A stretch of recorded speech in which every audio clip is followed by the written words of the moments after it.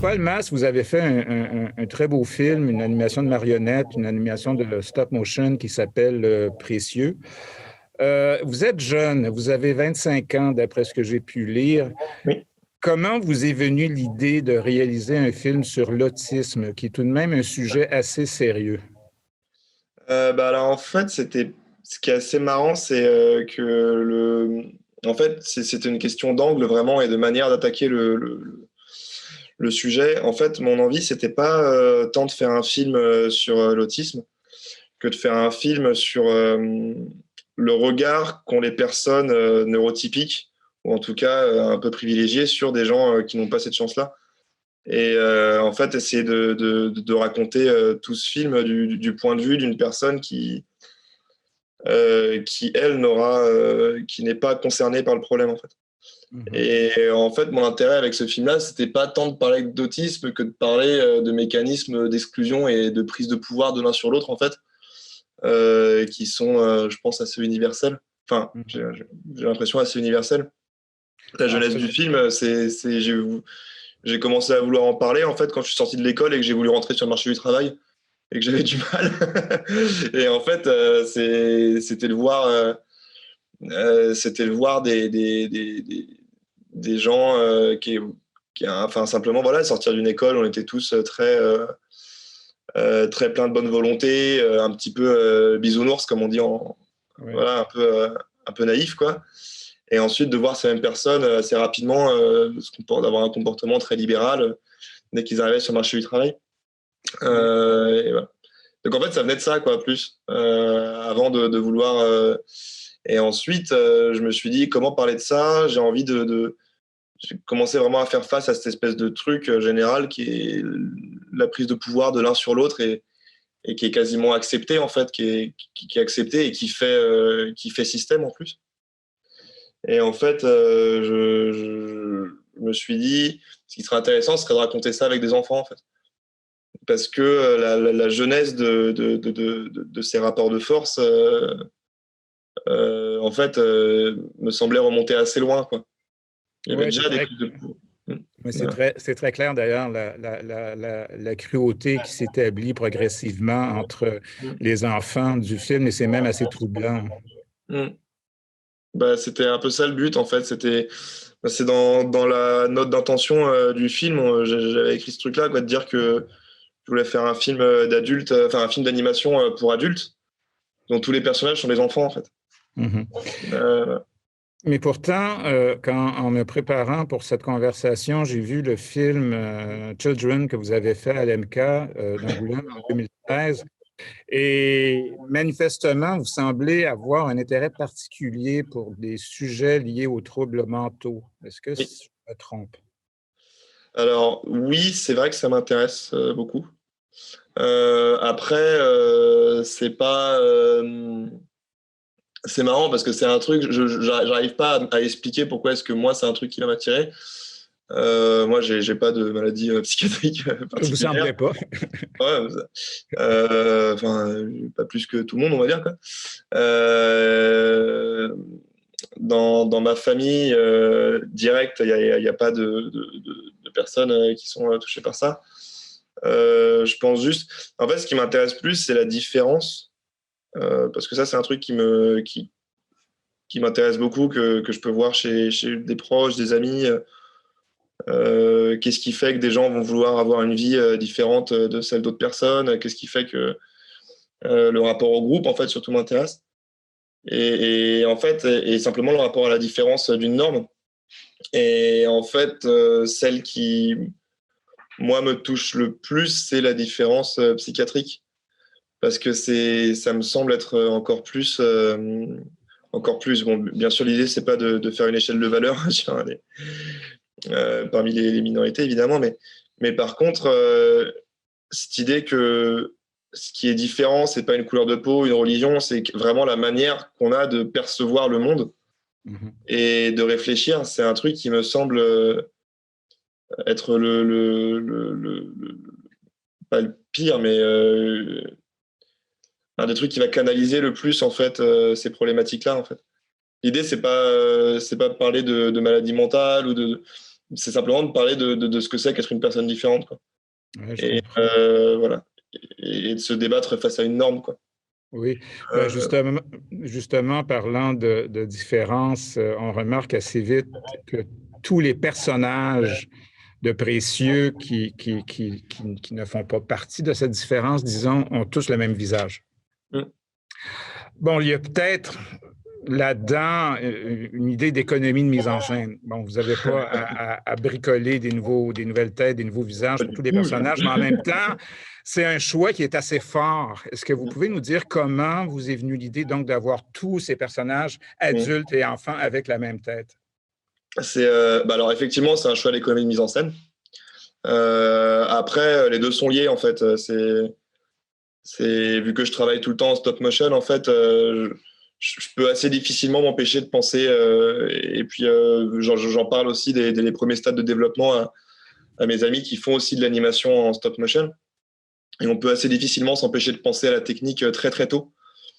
Dès qu'on va aller pitcher juste un truc de 3 lignes quoi, on va tout de suite se dire ah ben on pourrait faire ça et après donc c'est souvent très très lié. Donc on commence souvent en fait par essayer de lier très très tôt dans les étapes de développement des projets l'esthétique du film, la technique, la faisabilité aussi et le fond de ce qu'on veut raconter. On y pense souvent très tôt. Et là en l'occurrence, ce qui m'intéressait, c'était un film qui vraiment tout est dans le regard de Julie. Tout le film se situe dans le regard de Julie.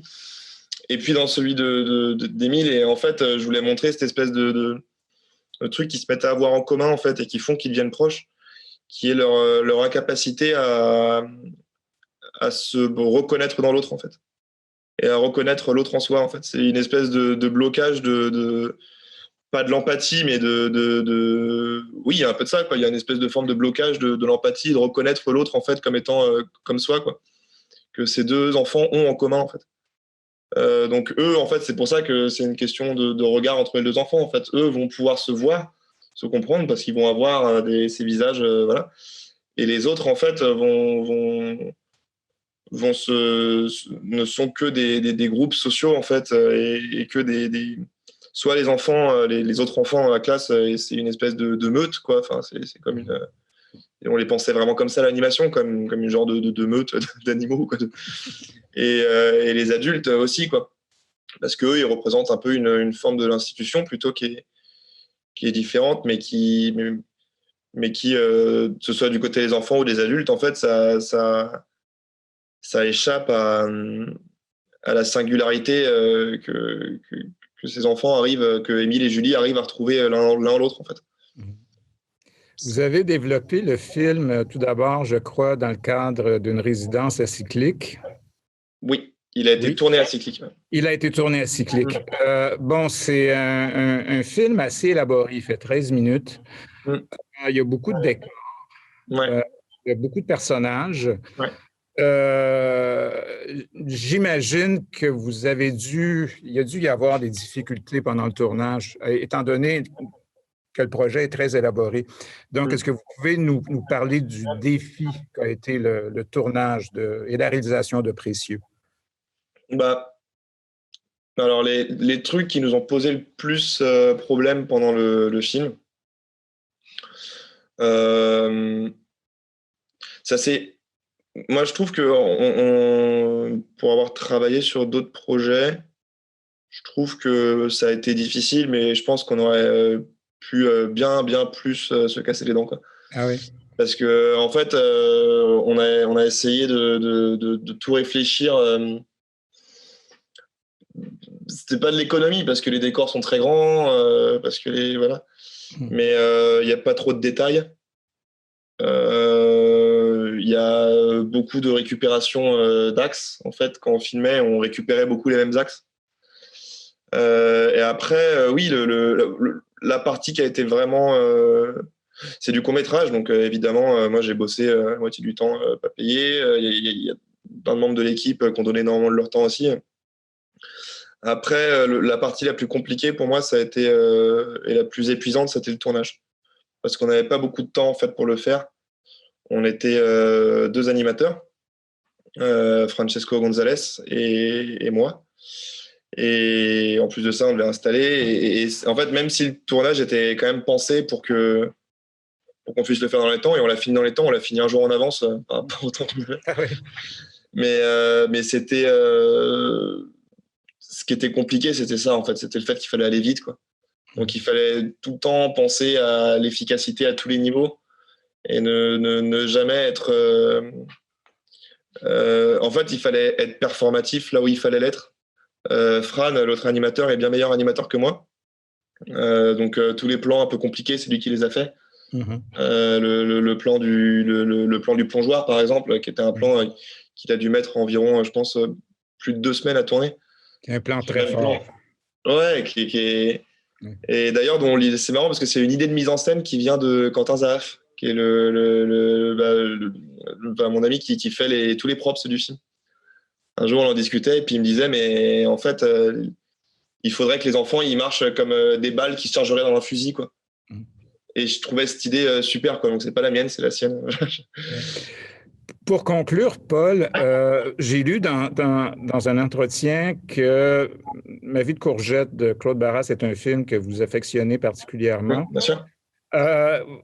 Vous utilisez une technique d'animation qui a la réputation d'être lourde, donc la stop motion. Et qui est particulièrement étonnant, bon là je parle de Children et je parle aussi de Précieux, c'est votre rapport à la réalité.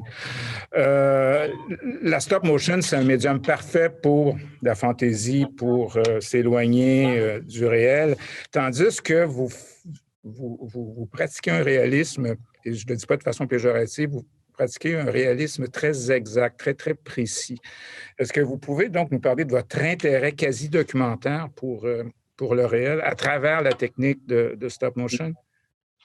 Alors c'est vrai que c'est curieux parce que je suis vraiment d'accord avec vous pour dire ça, quoi, que la stop motion, vu qu'on est obligé et puis l'animation en général, en fait, vu qu'on est obligé de construire ou de dessiner ou de modéliser tout ce qui est à l'image, forcément ça pousse on a envie de faire de la SF, quoi. Enfin, on n'a pas envie de se faire chier à reproduire notre truc, quoi. Moi, en l'occurrence, ce qui m'intéresse, c'est pas